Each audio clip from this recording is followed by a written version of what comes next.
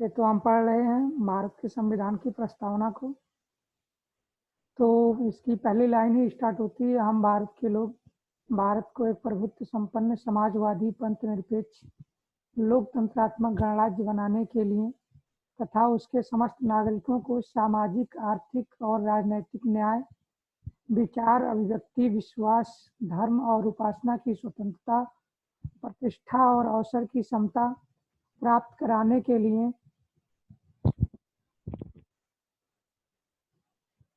तथा उन सब में व्यक्ति की गरिमा, राष्ट्र की एकता और अखंडता सुनिश्चित कराने वाली बंधुता बढ़ाने के लिए दृढ़ संकल्प होकर अपनी इस संविधान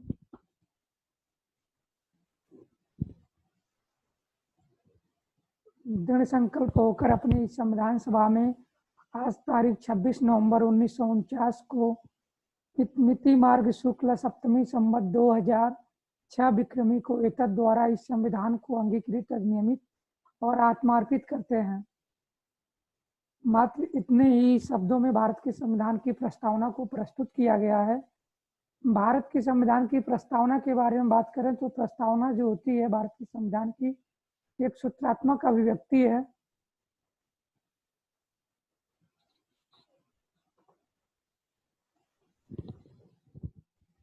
तो अगर इसके हम शब्दों को अगर नोट डाउन करें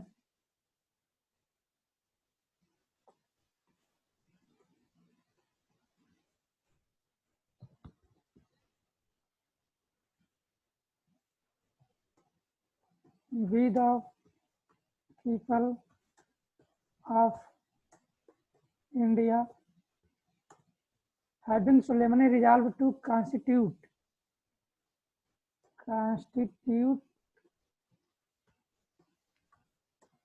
India into। अब हम देखें 5 शब्दों का इस्तेमाल किया गया है। Sovereign,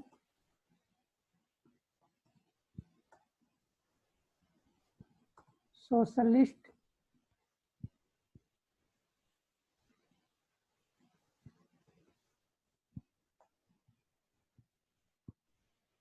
secular,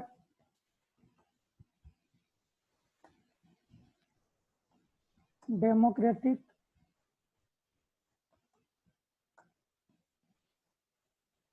Republic.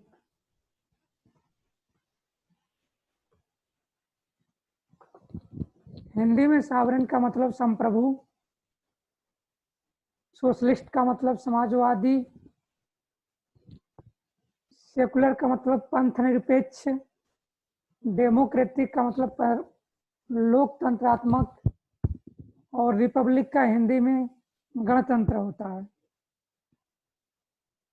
तो अगर हम बात करें we the people of India, तो भारत के जो सॉवरेनिटी है वो कहाँ पे निहित करती है?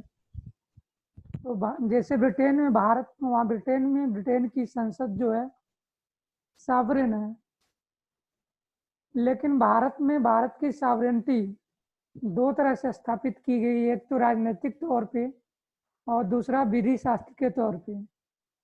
विधि शास्त्रीय तौर पे भारत की सॉवरेनिटी जो है भारत के संविधान में निहित है और पॉलिटिकली अंतिम तौर पे भारत की जो सॉवरेनिटी है भारत के लोगों में निहित है। तो we the people of India ने क्या किया, भारत को कॉन्स्टिट्यूट किया है किसमें? Sovereign, socialist, secular, democratic and republic. तो ये टर्म जो है भारत राज्य के नेचर को प्रदर्शित करते हैं। सॉवरेन का मतलब संप्रभु राज्य, और संप्रभु राज्य ऐसा राज्य होता है जो अपनी आंतरिक और बाह्य नीतियां स्वयं बनाता है और किसी विदेशी सत्ता के अधीन नहीं होता है। कुछ लोग यह इल्जाम लगाते हैं कि भारत जो है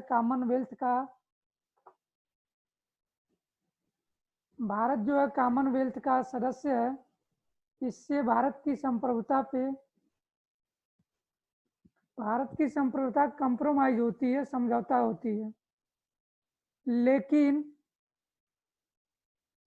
हमें यह ध्यान देने योग्य बात यह है कि हम भारत के लोग या भारत जो है कॉमनवेल्थ का सदस्य अपनी स्वेच्छा से है, न कि किसी वाह सत्ता के दबाव में है, और हम वॉलंटरी हैं और कभी भी उस कॉमनवेल्थ से अलग हो सकते हैं।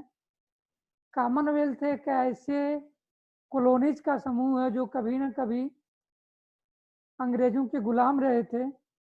ऐसे लोगों ने भारत ब्रिटेन जब कॉलोनीज का डिकोलोनाइजेशन हुआ तो ब्रिटिश ने एक संस्था का निर्माण किया जिसको कॉमनवेल्थ बोलते हैं।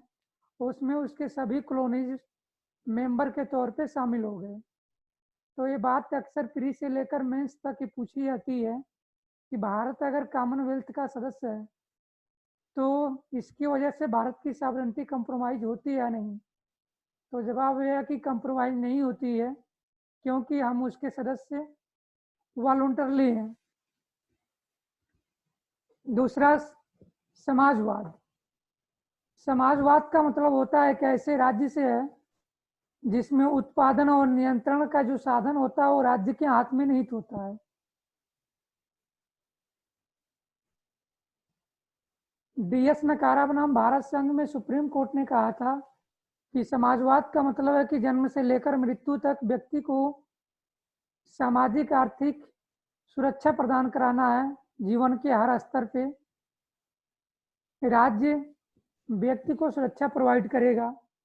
और समाजवाद का मतलब समानता भी है, सामाजिक समानता से भी लगाई जाती है। समाजवाद अपने आप में बहुत ही व्यापक टर्म है।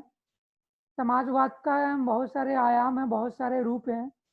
समाजवाद को हम पॉलिटिकली भी देखते हैं, इकोनॉमिक भी देखते हैं, सोशली भी देखते हैं। फिर सेकुलर। सेकुलर जो है 42वें संविधान संशोधन द्वारा भारत की प्रस्तावना में जोड़ी गई। और सेकुलर का मतलब यहाँ पे हिंदी में पंथ निरपेक्ष होगा। कुछ लोग इसको गलती से धर्म निरपेक्ष पढ़ते हैं, क्योंकि कोई भी राज्य अपने धर्म से निरपेक्ष नहीं हो सकता। धर्म क्या है? धारण करने योग्य कर्तव्य। तो हर राज्य का कुछ कर्तव्य होता है। जैसे भारत जो राज्य है उसका DPSP के रूप में भारत के संविधान में 36 से लेके 51 तक उसके कर्तव्य दिए गए हैं। ऐसे कर्तव्य से भारत का राज्य जो है कभी निरपेक्ष नहीं हो सकता। इसीलिए भारत जो हिंदी में लिखा गया है वो पंथ निरपेक्ष है। और पंथ निरपेक्ष का मतलब क्या है? इसको दो रूप में लाई गई है, एक तो पॉजिटिव रूप में और दूसरा नेगेटिव रूप में। पॉजिटिव रूप में है कि भारत जो है सभी धर्मों का, सभी पंथों का समान रूप से संरक्षण करेगा और समान रूप से बढ़ावा देगा। निगेटिव रूप में यह है कि भारत राज्य का कोई अपना धर्म नहीं होगा और किसी विशेष धर्म को बढ़ावा नहीं देगा। ये इसका नेगेटिव रूप में लिया गया है। डेमोक्रेटिक का मतलब हम सभी जानते हैं कि लोकतंत्र होता है, प्रजातंत्र होती है। और इसके बारे में अब्राहम लिंकन ने कहा था कि डेमोक्रेसी क्या है? जनता के लिए, जनता के द्वारा और जनता के लिए, जनता के द्वारा और जनता के माध्यम से चुनी गई सरकार से है।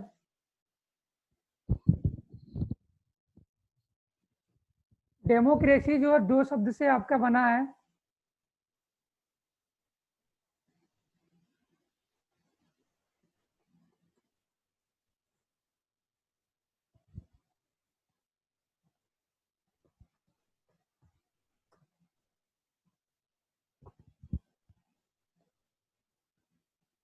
Demo plus cracy. डेमो का मतलब होता है पीपल,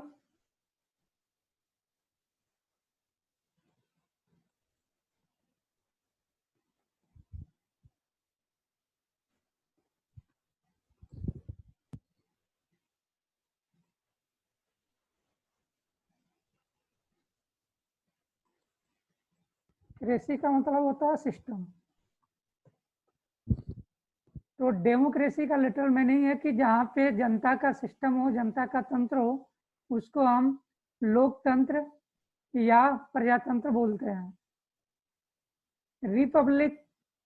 रिपब्लिक का मतलब है कि ऐसा राज्य जिसका हेड ऑफ स्टेट जनता के द्वारा चुना जाता है और वो पद वंशानुगत नहीं होता है। जैसे आपका ब्रिटेन है, वो ब्रिटेन जो है डेमोक्रेसी तो है लेकिन रिपब्लिक नहीं है, क्योंकि वहाँ का जो हेड ऑफ स्टेट है, किंग या क्यून, उसका पद जो है हेरिडेटरी है, वंशानुगत है। तो भारत राज्य के नेचर के बारे में बताया गया है। तो इसका सीक्वेंस को याद रखिएगा। आईएएस में और पीसीएस में, प्रीलिम्स में भी कई बार पूछा गया है कि इसको क्रोनोलॉजी के रूप में लगाइए, sovereign, socialist, secular, democratic and republic. तो इसका आप simply 3 S, 3 D, R। 3 S का मतलब है सॉवरेन,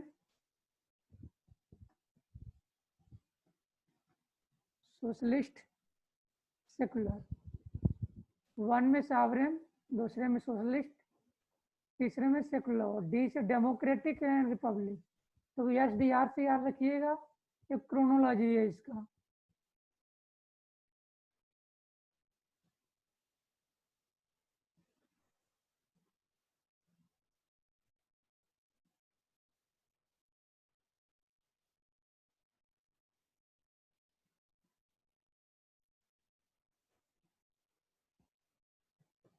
इसके बाद जस्टिस की बात की गई है।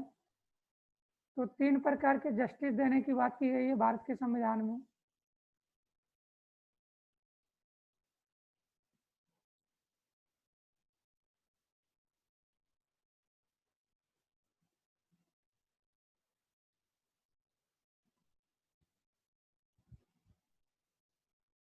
Social,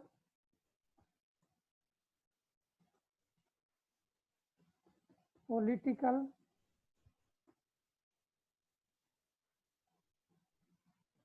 economic.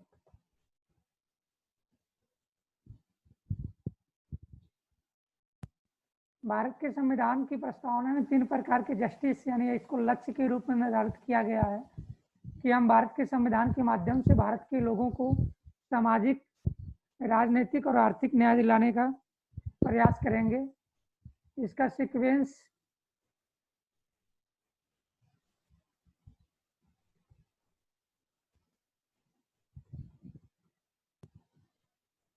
पहला आपका सोशल है, दूसरा आपका इकोनॉमिक है,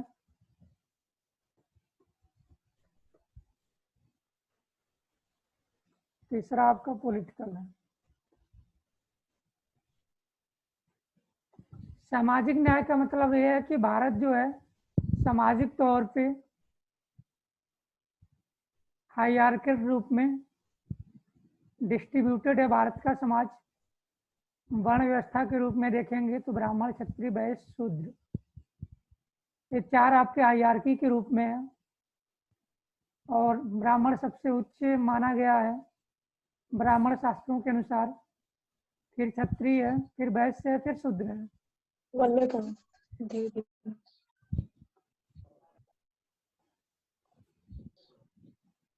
लेकिन भारत का संविधान इसको तोड़ते हुए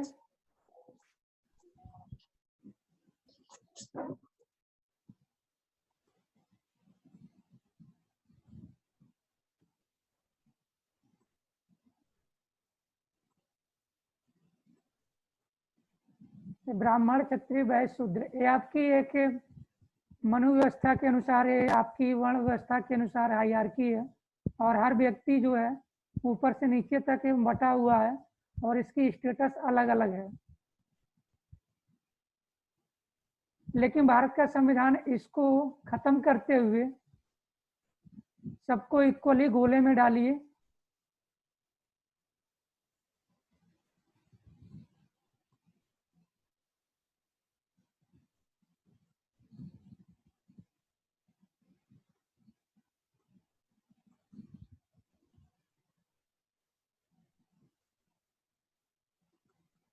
SC, ST, फिर दूसरे गोले में देखिए OBC, फिर जनरल।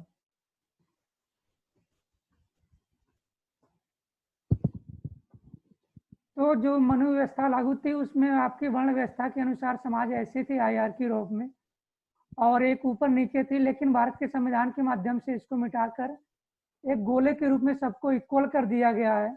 और जो नौकरियों दी जाती है भारत के समाज में, सामाजिक तौर पे इस हायरार्की को मिटा दी गई। अब ना तो कोई ब्राह्मण है, ना क्षत्रिय है, ना वैश्य है, ना शूद्र है। संविधान में इन शब्दों का कोई इस्तेमाल नहीं है और ना ही किया गया है, इसको खत्म कर दिया गया। हाँ, लेकिन एक सामाजिक न्याय दिलाने के लिए, क्योंकि इस व्यवस्था की वजह से जो हिस्टोरिकल इनजस्टिस सामने आई थी संविधान सभा के सामने और लोग सदियों से प्रताड़ित थे, उसको मिटाते हुए जब ये बात नौकरी में देने की बात आई तो उसमें दिया गया अगर नौकरी हम सबको इक्वल कर देंगे तो फिर इस व्यवस्था की वजह से जो लोग पिछड़े हैं वो पिछड़े रह जाएंगे।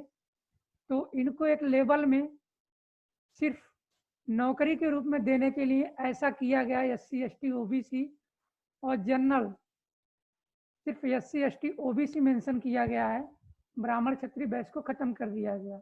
इस प्रकार से सोशल जस्टिस को इस्टेब्लिश किया गया। सोशल जस्टिस को इस्टेब्लिश करने के लिए आपके पास तमाम आर्टिकल मेंशन किए गए भारत के संविधान में।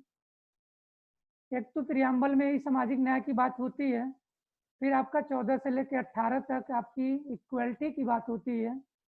Equality before law and equal protection of laws, article 14 जो कहता है कि the state shall not deny to any person equality before law और equal protection of law within the territory of India. Bharat राज्य में क्या है, किसी भी व्यक्ति को विधि के समक्ष समता या विधि की समानता से मना नहीं करेगा।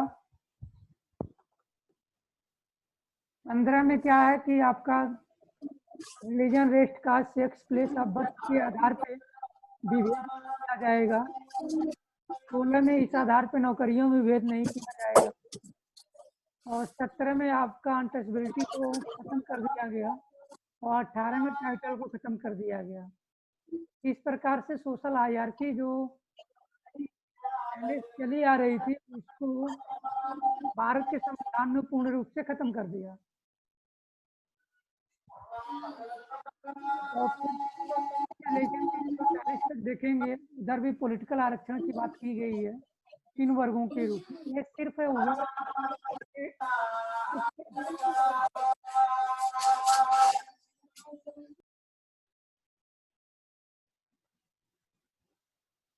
एक क्लासिफिकेशन सिर्फ लोगों को जस्टिस देने के लिए किया गया है, ना कि किसी प्रकार का ये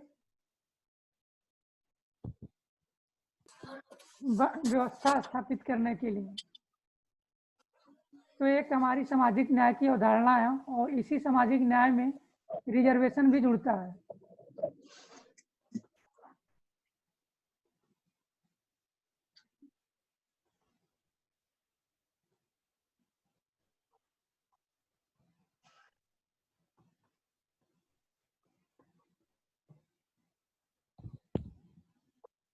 रिजर्वेशन का मतलब यह है कि आपका प्रतिनिधित्व सामाजिक, आपका रिजर्वेशन 3 प्रकार का दिया गया है।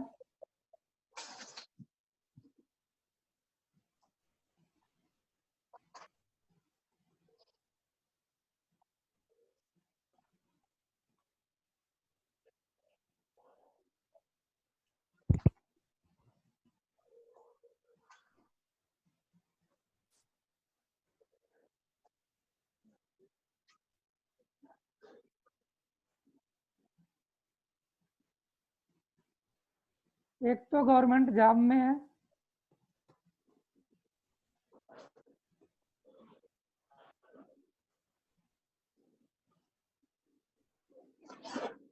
दूसरा आपका एजुकेशनल में है, एजुकेशन सिस्टम में,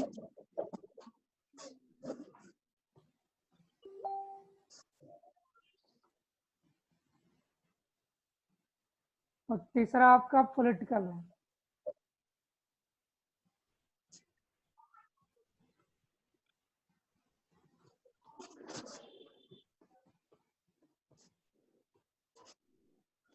तो सामाजिक न्याय स्थापित करने के लिए आपकी प्रस्तावना के साथ साथ भारत के संविधान में आपको गवर्नमेंट में क्या रिजर्वेशन दी गई है, एजुकेशन में दी गई है और राजनीति में भी रिजर्वेशन दी गई है।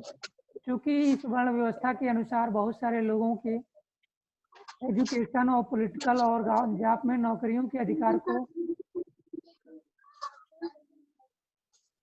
डिस्टरबेंस हो रहा है, इसको म्यूट कर लीजिए खुद ही।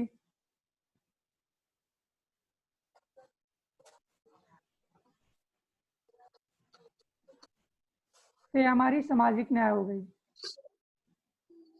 इसके बाद इकोनॉमिक न्याय की बात करते हैं।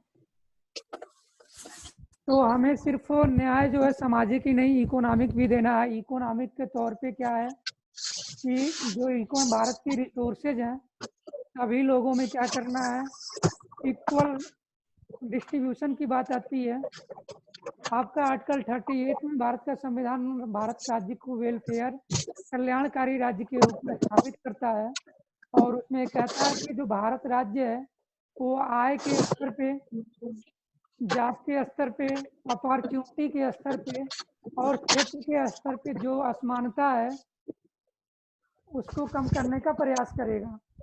ये आपकी आर्थिक न्याय की बात की गई है और इसी को ध्यान में रखते हुए आर्थिक न्याय को मिश्रित अर्थव्यवस्था भारत के संविधान में इजाद की गई।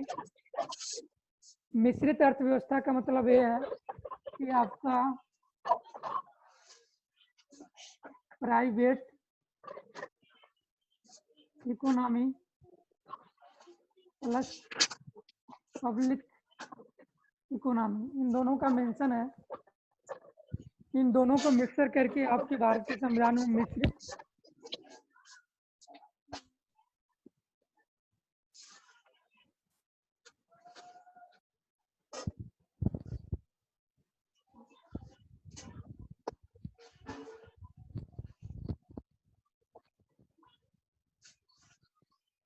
प्राइवेट इकोनॉमी और पब्लिक इकोनॉमी का सेक्टर का मतलब ये है कि प्राइवेट में राज्य इंटरफेयर नहीं करता है और पब्लिक में राज्य क्या होती है, इकोनॉमिक पॉलिसी में फिजिकल पॉलिसी आपने सुना होगा, तो उसमें राज्य खुद इंटरफेयर करती है, मार्केट को नियंत्रित करती है। तो इस तरह से भारत में दोनों अपनाई गई है और दोनों को मिलाकर भारत में मिश्रित अर्थव्यवस्था ली गई। प्राइवेट इकोनॉमी के कुछ अच्छे पहलुओं को लिया गया और पब्लिक इकोनॉमी के कुछ अच्छे पहलुओं को लिया गया।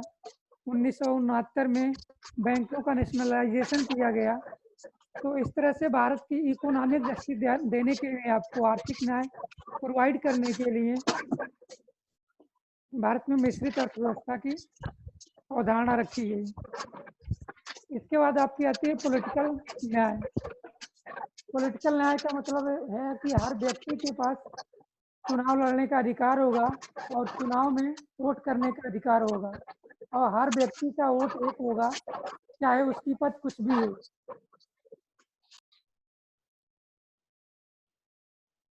चाहे वो भारत का रिक्शा पुलर हो या भारत का प्रेसिडेंट हो, सभी का मत एक ही माना जाएगा।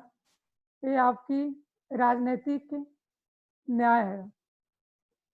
ये लक्ष्य भारत के संविधान में भारत के संविधान की प्रस्तावना के माध्यम से तय किया गया है, जिसको हमें अचीव करना है।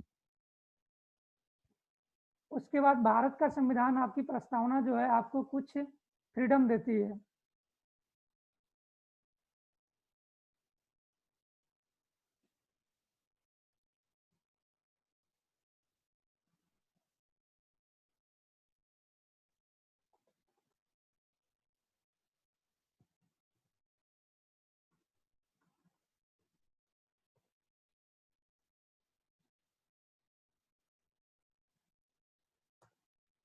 फ्रीडम आपका, फ्रीडम या लिबर्टी कह सकते हैं इसको, लिबर्टी लिखा हुआ है भारत के संविधान की प्रस्तावना में।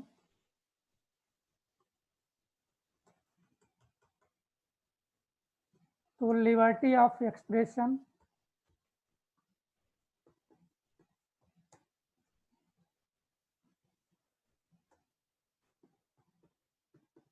Liberty of thought, expression, belief, faith,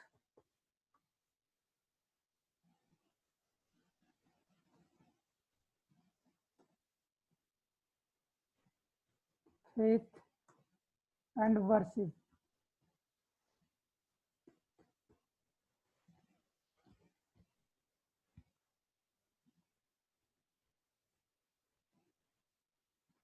तो भारत की प्रस्तावना आपको थॉट की, एक्सप्रेशन की, बिलीफ की, फेथ की, वर्शिप की, विचार, अभिव्यक्ति,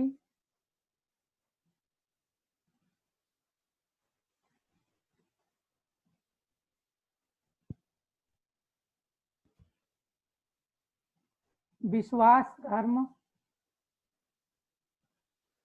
और उपासना की स्वतंत्रता प्रदान करती है। लिबर्टी और फ्रीडम में क्या अंतर है, इसको आप लोग लिखिएगा। मैं आपको सोचने का एक जरिया दे रहा हूँ। लिबर्टी और फ्रीडम में क्या अंतर है, इसको मैं कल बताऊंगा। फिलहाल आप लोग लिखिएगा। थॉट का मतलब है आपका जो विचार है, फिर उसको अभिव्यक्त करेंगे आप, आपकी जो बिलीव है, जो फेथ है, वर्शिप है। तो ये दरअसल ये सेकुलर कैरेक्टर का एक हिस्सा है। भारत के संविधान की प्रस्तावना में पहले सेकुलर शब्द यूज नहीं थी, यही शब्द यूज किया गया था, लेकिन इसको संशोधन करके एक्सप्रेशन इन्हीं शब्दों को इस्तेमाल करते हुए एक कंबाइंड रूप में सेकुलर टर्म आपको इस्टेब्लिश की गई। अगर आपका सेकुलर नहीं जुड़ा होता तब भी ये बात यहाँ से निकल के आती कि भारत का संविधान सेकुलर है। इसके साथ में आर्टिकल 25 से लेकर आर्टिकल 28 तक जो है वो धर्म की स्वतंत्रता प्रदान करती है, जो आपको सेकुलर कैरेक्टर के रूप में हासिल है।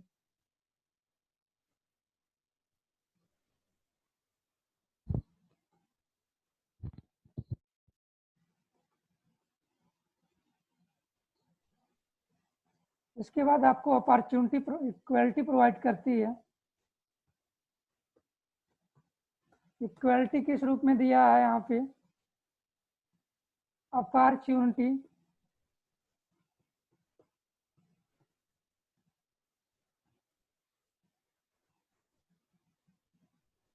स्टेटस। तो भारत का जो समाज था स्टेटस के रूप में, जैसा हम पहले ही बता चुके हैं कि हर व्यक्ति की स्टेटस उसकी जाति के अकॉर्डिंग तय होती थी, जिसको हम जूरिस्प्रूडेंस में पढ़ते हैं कि all existing society leader to status of the contact.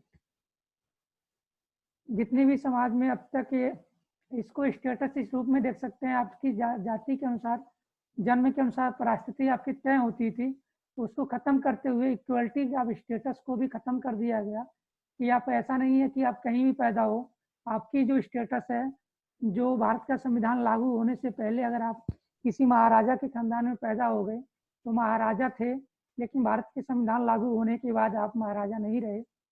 और या किसी गरीब घर में पैदा हो गए तो आपकी स्टेटस गरीब भी नहीं रही।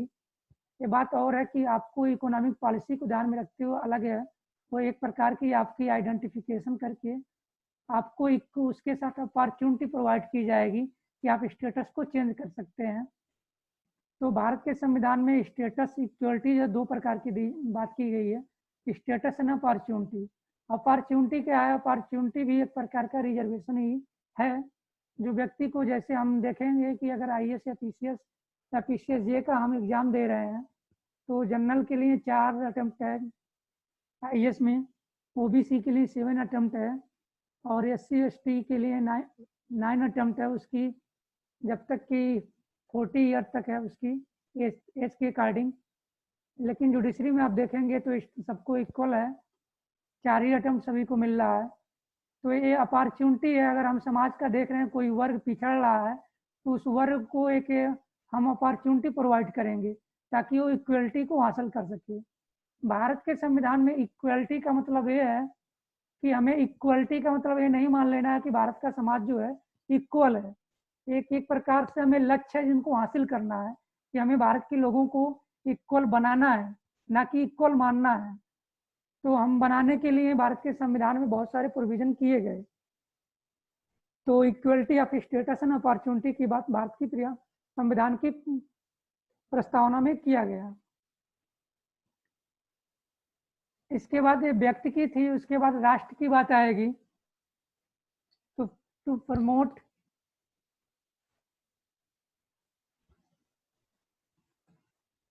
Fraternity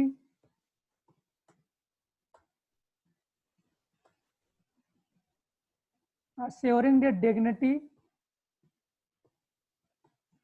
and integrity of the nation। Integrity of the nation. तो फ्रेटर्निटी जो है आपकी बंधुता बढ़ाने के लिए क्या की गई है, डिग्निटी और इंटेग्रिटी। डिग्निटी का मतलब ये है कि इसमें आपका जो शब्द इस्तेमाल किया गया है एकता, और डिग्निटी गरिमा हिंदी में लिखा हुआ है, unity, dignity, integrity and unity, इन 3 शब्दों का इस्तेमाल किया गया है। डिग्निटी का मतलब गरिमा है, इंटेग्रिटी और यूनिटी में अंतर है। इंटेग्रिटी का मतलब क्या है, loving together,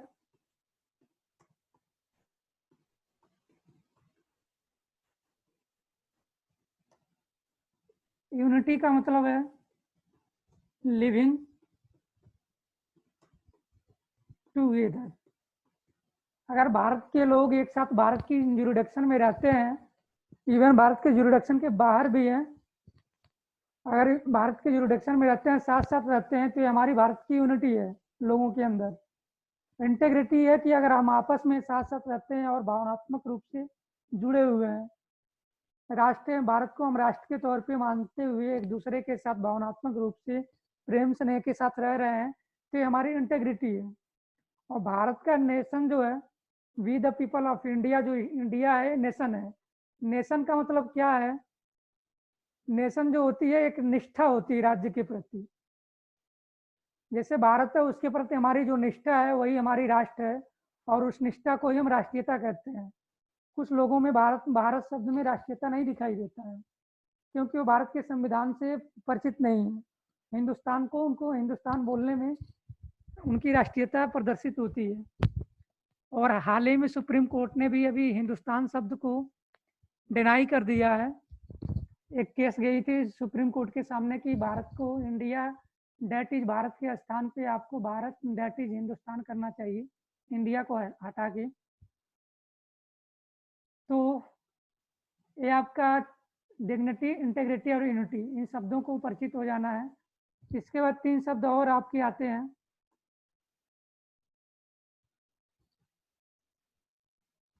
adapt,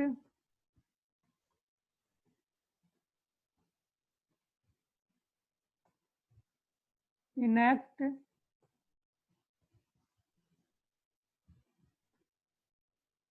and give ourselves.